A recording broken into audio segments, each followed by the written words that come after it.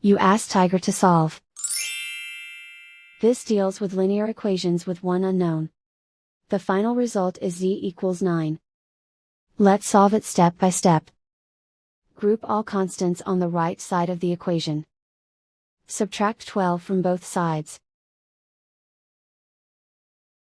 Simplify the arithmetic.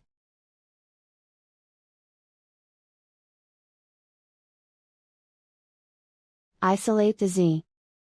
Divide both sides by 2. Simplify the fraction. Find the greatest common factor of the numerator and denominator. Factor out and cancel the greatest common factor.